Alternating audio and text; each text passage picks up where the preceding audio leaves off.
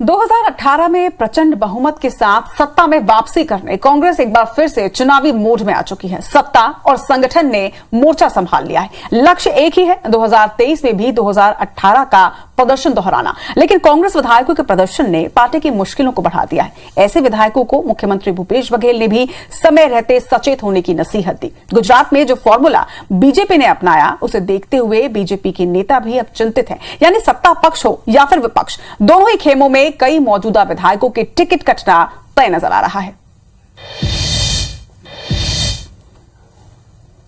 लगातार जो विधायक हैं उनको बता भी रहे हैं कि आपको ये काम और करना है अपने क्षेत्र में, जिसकी नहीं सुधरी तो फिर पार्टी तय करेगी।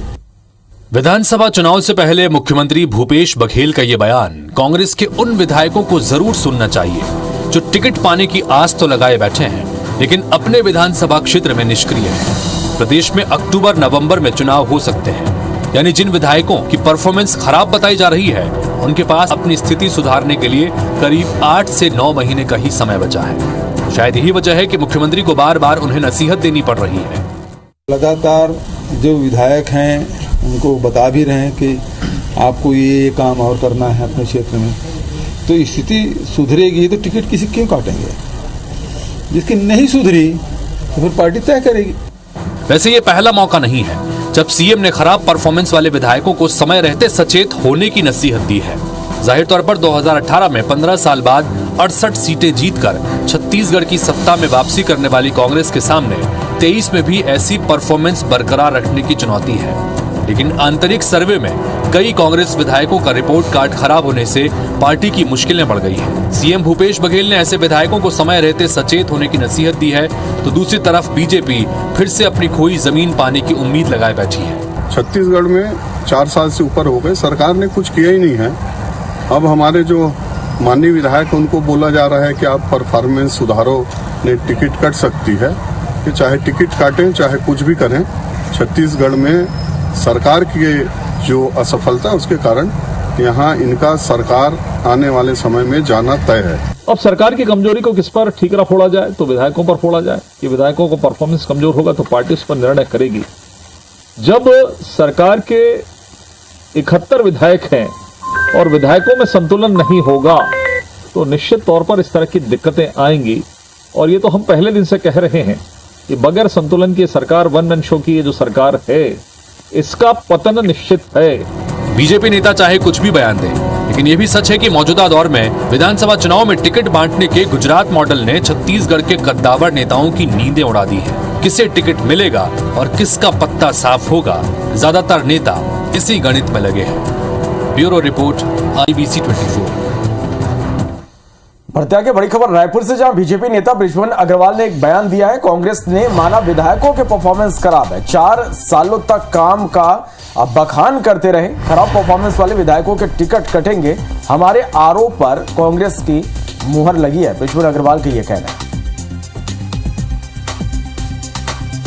और इससे बहुत से विधायकों की टिकट काटी जा सकती है, जो मुख्यमंत्री पिछले 4 सालों से अपनी सरकार के कामों का बखान करते हुए नहीं थक रहे हैं। आज वो इस बात को कैसे स्वीकार कर रहे हैं कि बहुत से विधायकों के खिलाफ में एंटी इनकम्पेंसी है।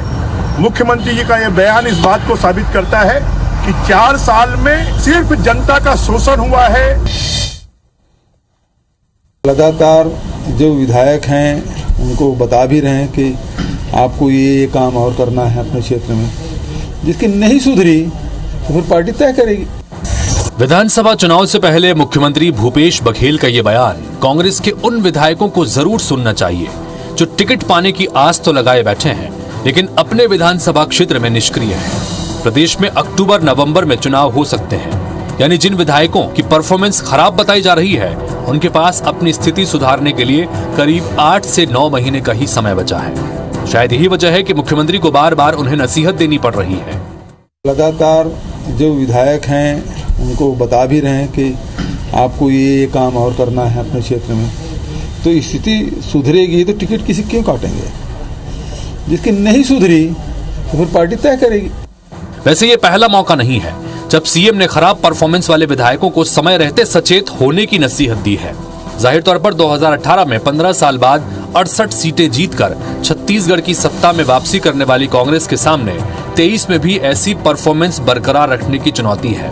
लेकिन आंतरिक सर्वे में कई कांग्रेस विधायकों का रिपोर्ट कार्ड खराब होने से पार्टी की मुश्किलें बढ़ गई हैं। सीएम भूपेश बघेल ने ऐसे विधायकों को समय रहते सचेत होने की नसीहत दी है, तो दूसरी तरफ बीजेपी फिर से अपनी खोई जमीन पाने की उम्मीद लगाए बैठी है। छत्तीसगढ़ में 4 साल से ऊपर हो गए, सरकार ने कुछ किया ही नहीं है।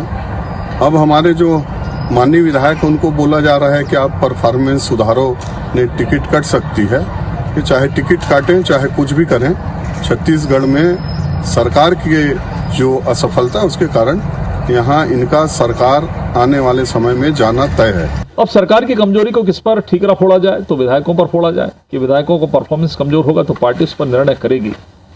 जब सरकार के 71 विधायक हैं और विधायकों में संतुलन नहीं होगा तो निश्चित तौर पर इस तरह की दिक्कतें आएंगी। और ये तो हम पहले दिन से कह रहे हैं कि बगैर संतुलन की सरकार, वन मैन शो की ये जो सरकार है, इसका पतन निश्चित है। बीजेपी नेता चाहे कुछ भी बयान दें, लेकिन यह भी सच है कि मौजूदा दौर में विधानसभा चुनाव में टिकट बांटने के गुजरात मॉडल ने छत्तीसगढ़ के कद्दावर नेताओं की नींदें उड़ा दी हैं। किसे टिकट मिलेगा और किसका पत्ता साफ होगा, ज्यादातर नेता इसी गणित में लगे हैं। Bureau report, IBC 24। चलो रायपुर से बड़ी खबर, जहां बीजेपी नेता बृजमोहन अग्रवाल का बयान सामने आया और उन्होंने कहा कि कांग्रेस ने माना विधायकों के परफॉर्मेंस खराब है, 4 सालों तक काम का बखान करते रहे। बृजमोहन अग्रवाल का यह कहना है खराब परफॉर्मेंस वाले विधायकों के टिकट कटेंगे। हमारे आरोप पर कांग्रेस की मुहर लगी है और इससे बहुत से विधायकों की टिकट काटी जा सकती है जो मुख्यमंत्री पिछले 4 सालों से अपनी सरकार के कामों का बखान करते हुए नहीं थक रहे हैं। आज वो इस बात को कैसे स्वीकार कर रहे हैं कि बहुत से विधायकों के खिलाफ में एंटी इनकम्पेंसी है। मुख्यमंत्री जी का यह बयान इस बात को साबित करता है कि 4 साल में सिर्फ जनता का शोषण हुआ है। चलिए तो और इससे बहुत से सीएम के बयान के बाद अब इस पूरे मामले पर वार पलटवार का दौर भी अब देखने को मिल रहा है। इस पर बात करेंगे। हमारे साथ बीजेपी से केदार गुप्ता जी हमारे साथ इस वक्त फोन लाइन पर जुड़ गए, तो वही कांग्रेस से अजय साहू जी हमारे साथ फोन लाइन पर जुड़ गए। अजय जी, सबसे पहले मैं आपके पास ही आना चाहूंगा। जिस तरह से कल सीएम ने बयान दिया और उसके बाद अब बीजेपी को एक मौका मिला यहाँ पर, वो कह रही है कि हमने पहले ही कहा था कि काम नहीं हो रहा छत्तीसगढ़ में, और उनकी बातों पर मुहर लगी है। इस पर क्या प्रतिक्रिया देंगे आप? देखिए, भारतीय जनता पार्टी की किसी भी बातों पर मुहर इसलिए नहीं लगी है क्योंकि 4 वर्षों में 5 उपचुनाव होते हैं और छत्तीसगढ़ की जनता जनादेश देती है कि भूपेश बघेल के चेहरे पर उनको भरोसा है, कांग्रेस पार्टी के पंजा निशान पर उनको भरोसा है। काम हुआ है नहीं हुआ है, इसके लिए करोड़ रुपए हिंदुस्तान में के इतिहास में किसी भी राज्य ने अपने प्रदेश की जनता की जेब में डालने का काम नहीं किया है। राम वन पदगमन का निर्माण भगवान राम के प्रति हमारी आस्था को दर्शाता है। भारतीय जनता पार्टी तो उनके नाम पर केवल वोट लेने का, नोट लेने का, चंदा के माध्यम से नोट लेने का काम करती है। तो ये भारतीय जनता पार्टी का चरित्र है। हमारे मुख्यमंत्री जी पूरे प्रदेश के दौरे में निकले हैं, भेंट मुलाकात कर रहे हैं, कार्यकर्ताओं से बात कर रहे हैं, ग्रामीण जनों से बात कर रहे हैं, योजनाओं का फीडबैक ले रहे हैं और साथ ही मीडिया को सबकी जानकारी दे रहे हैं। क्या ये प्रधानमंत्री जी के ऊपर लागू नहीं होता? उन्होंने वो जो भी दौरा करते हैं, क्या उनको मीडिया से बात करनी चाहिए, नहीं करनी चाहिए? वो क्यों नहीं करते हैं? और अगर उन्होंने, माननीय मुख्यमंत्री जी ने कहा है कि कुछ खराब परफॉर्मेंस वाले विधायक हैं, उनको हमने कहा है कि आप सचेत हो जाइए, तो अभी कोई चुनाव का समय नहीं आ गया, 8-9 महीना है, फीडबैक लेना चाहिए। संगठन का काम होता है फीडबैक लेना। सत्ता में जो माननीय मुख्यमंत्री जी हैं वो घूम घूम कर फीडबैक ले रहे हैं और छत्तीसगढ़ में भूपेश बघेल जी से अच्छा इंटेलिजेंस किसी का नहीं है, ये मैं आपको बता दूं। तो हम तो ये चाहते हैं कि हमारे 71 के 71 विधायक जो है वो फिर से विधानसभा में जाए। जिन विधायकों को टिकट दी गई है उनको खोज करके निकालने का भी काम माननीय मुख्यमंत्री भूपेश बघेल जी ने अपने 1200 किलोमीटर की पदयात्रा में किया है। जब वो पैदल चलते थे तो लोगों की क्या वहां पर किसका कितना जनाधार है उसको टटोलते थे और देखते थे। और यही कारण है कि ये 68 सीटों का जो जनादेश है, छत्तीसगढ़ के इतिहास में आज तक किसी भी राजनीतिक दल को इतना बड़ा मैंडेट नहीं दिया है। हमारे साथ केदार गुप्ता जी भी बने हुए हैं। केदार जी, कांग्रेस का साफ तौर पर यह कहना है कि छत्तीसगढ़ में काम के लिए बीजेपी के सर्टिफिकेट की जरूरत नहीं है। जनता के सर्टिफिकेट की तो जरूरत है कि अब जनता का भी सर्टिफिकेट इनके लिए कोई मायने नहीं रखता। निश्चित रूप से बहुमत में है, इसे शायद जनता के सर्टिफिकेट को भी ये नकार दें। और भारतीय जनता पार्टी ने जब पहले से कहा था कि असंतोष उभर रहा है जनता के बीच और कांग्रेस पार्टी में भी, और पीएल पुनिया ने जो एक सर्वे कराया था, उस सर्वे में मंत्रियों का भी नाम था कि इनका परफॉर्मेंस खराब है, इनकी टिकट काटी जानी चाहिए। तो एक मंत्री ने स्पष्ट बयान दिया था कि मैं प्रभारी को नहीं मानता और प्रभारी के सर्वे को नहीं मानता। आज जनता रिजेक्ट कर रही है। भूख, भय और भ्रष्टाचार, मैं कहूंगा आज अपराध इतना तेजी के साथ अपना सिर उठाए घूम रहा है और अपराधी इस तरह आम घूम रहे हैं। हत्याएं हो रही है, बलात्कार हो रहा है, महिलाओं के किडनैप हो रहे हैं। सबसे ज्यादा शराबखोरी के बाद एक व्यक्ति जो शराबी है अपने परिवार को ही खत्म करने में तुला है। अपनी पत्नियों की हत्या हो रही है, बच्चों की हत्या हो रही है। ये पहली बार हुआ है। शराब तो सदियों से बिक रही है, सदियों से लोग पी रहे हैं, परंतु इस प्रकार का अपराध शराब पीने के बाद कि अपनी पत्नी की हत्या कर देना, छोटे बच्चे को गला दबा देना, छोटी बच्ची को दीवार में पटक देना, इस प्रकार का तो मुझे समझ में नहीं आ रहा ये शराब में मिल क्या रहा है। ऐसे संभावना व्यक्त की जा रही है, लोगों में चर्चा है कि यहाँ पर शायद शराब में कोई ऐसा केमिकल मिलाया जा रहा है, दवाई मिलाई जा रही है जो ब्रेन डेड करने का काम कर रहा है। और निश्चित रूप से मैं समझता हूँ कि अगर नशे में अपराध हो रहे हैं, 15 लोग सरेआम 2 लोगों की हत्या कर देते हैं, भिलाई में मार मार कर उसको खत्म कर देते हैं और उसके बाद पुलिस पहुंचती है, तो निश्चित रूप से कहीं ना कहीं पूरा छत्तीसगढ़ बेहाल है।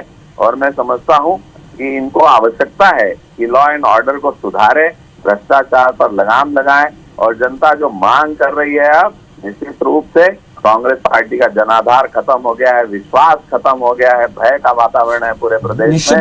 निश्चित रूप से चलिए, चुनाव को ज्यादा वक्त नहीं बचा है और देखना होगा कि जनता आखिर किस पर मुहर लगाएगी, इसके लिए इंतजार करना होगा। अजय जी और केदार जी, आप दोनों हमारे साथ बने रहिएगा। और एक और बड़ी खबर आपको बता दें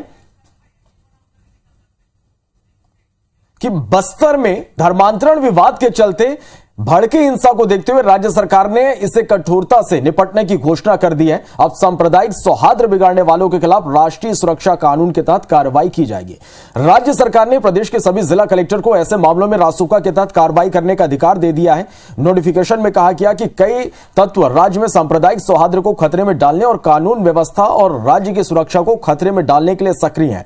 लिहाजा सभी कलेक्टर 1 जनवरी से 31 मार्च तक इस अधिकार का इस्तेमाल कर ऐसे तत्वों के खिलाफ कार्रवाई कर सकेंगे। उधर राज्य के मुख्यमंत्री भूपेश बघेल ने एक बार फिर धर्मांतरण के मुद्दे पर भाजपा के खिलाफ तीखा हमला बोला है। उन्होंने कहा कि भाजपा धर्मांतरण के मुद्दे पर समाज में जहर घोलने और सिर्फ राजनीति करने का काम कर रही है। ये धर्मांतरण के नाम से राजनीति करते हैं। इनको मतलब नहीं है कोई धर्मांतरित हो रहा है नहीं हो रहा है, देवरिया हो रहा है नहीं हो रहा है, इससे कोई लेना देना नहीं। क्योंकि 15 साल में जितने चर्चेस बने हैं उतना न उसके पहले कभी बना था, न अब ये 4 साल में बने हैं। जहाँ भारतीय जनता पार्टी का शासन है वहाँ चुप हैं, जहाँ उनकी सरकारें नहीं वहीं हल्ला करते हैं। छत्तीसगढ़ को हिंदुस्तान का सबसे शांत प्रदेश माना जाता है।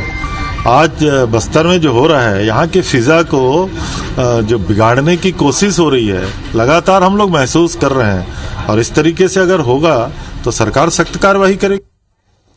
चलिए, और इस पूरे मुद्दे पर अब सियासत भी तेज हो गई है। छत्तीसगढ़ के पूर्व मंत्री बृजमोहन अग्रवाल ने कहा कि कांग्रेस अघोषित आपातकाल लगाने की तैयारी कर रही है।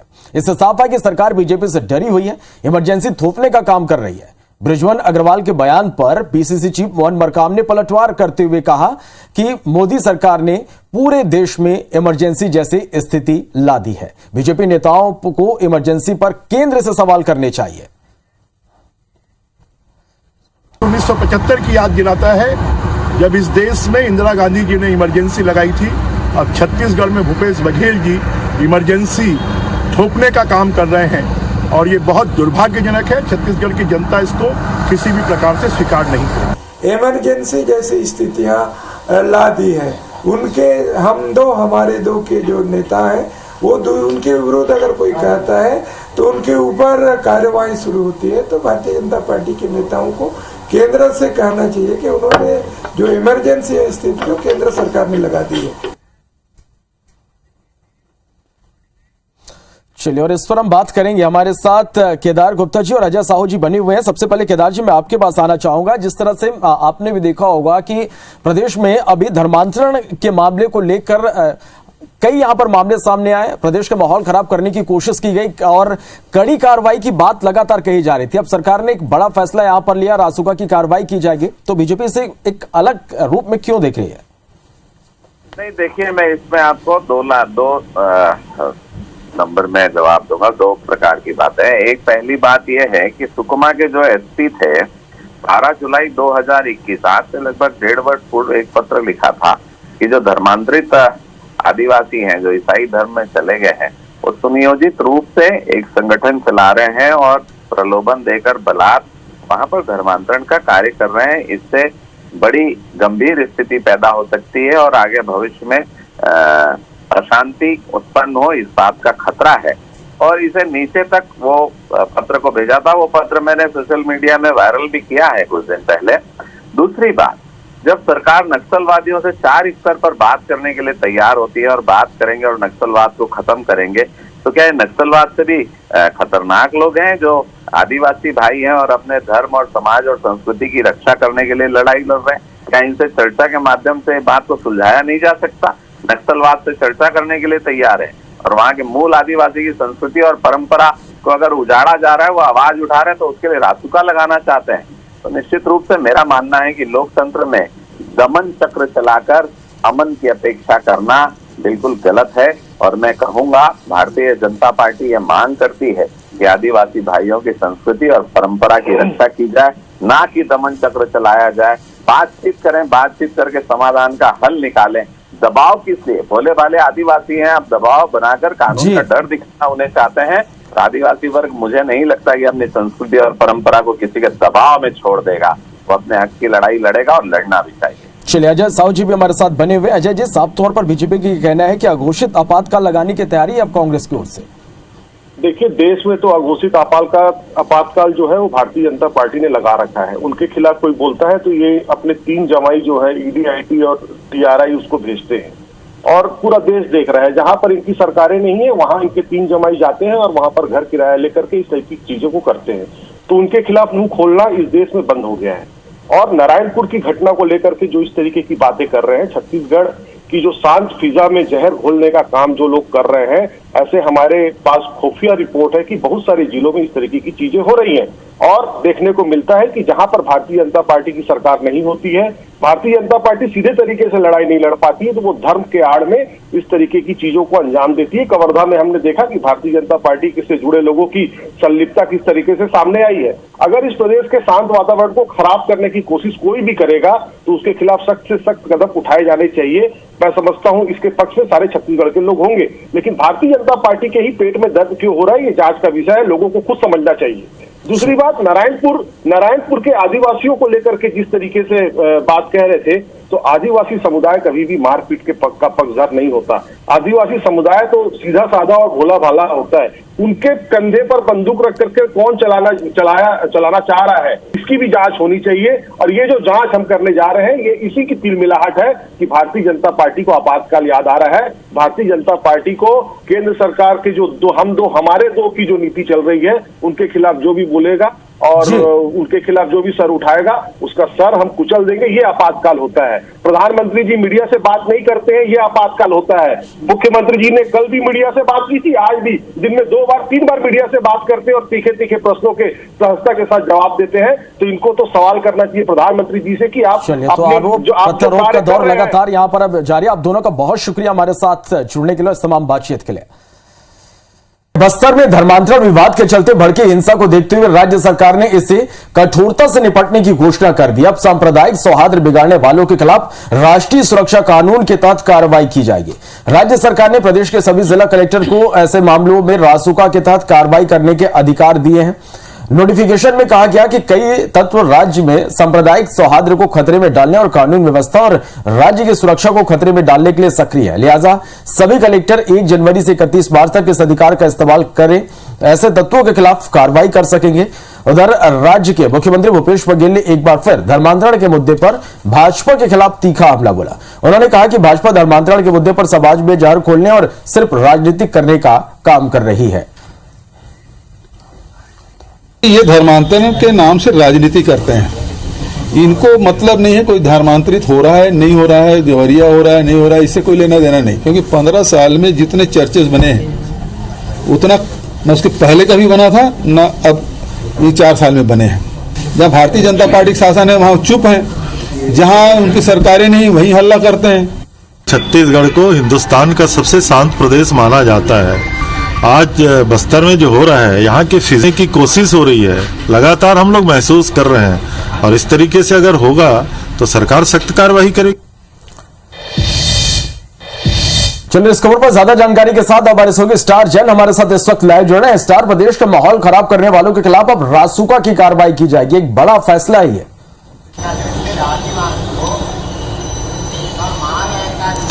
देखिए, छत्तीसगढ़ के लिहाज से देखा जाए तो ये एक बहुत बड़ा कदम है सरकार का, क्योंकि जिस प्रकार से धर्मांतरण के मामले सामने आ रहे हैं, जो बीजेपी आरोप लगा रही बार बार कि धर्मांतरण हो रहा है, और उसकी वजह से कई जगह देखने को भी मिला है कि काफी गहमा-गहमी की स्थिति बनी थी, लॉ एंड ऑर्डर की सिचुएशन भी आई थी। ऐसे में सरकार ने सख्त कदम उठाते हुए सभी जिले के कलेक्टरों को निर्देश दिया है, अधिकार दे दिया है कि 1 जनवरी से 31 मार्च तक वो किसी के खिलाफ भी जो धार्मिक सौहार्द का वातावरण खराब करेंगे या छत्तीसगढ़ में अशांति फैलाएंगे, उनके खिलाफ रासुका के तहत कार्रवाई कर सकते हैं।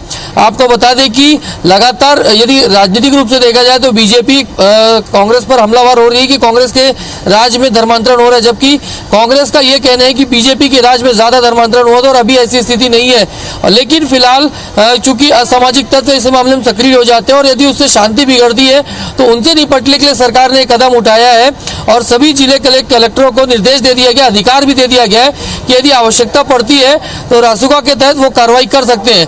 लेकिन इसमें अब देखना होगा कि इसका दुरुपयोग ना हो, क्योंकि इससे पहले भी देखा गया, आरोप लगते रहे हैं कि जब जब रासुका के उपयोग के अधिकारी मिलते हैं तो उसका दुरुपयोग ज्यादा होता है, ऐसे आरोप लगे हैं। तो ऐसे में अब देखना है कि जो कलेक्टरों को अधिकार दिया गया है उसका कितना सही पालन होता है और वाकई में जो लोग शांति भंग कर रहे हैं उनके खिलाफ क्या कार्रवाई सरकार करती है। चलिए तो ये देखना होगा। बहुत शुक्रिया स्टार आपका पूरी जानकारी के लिए।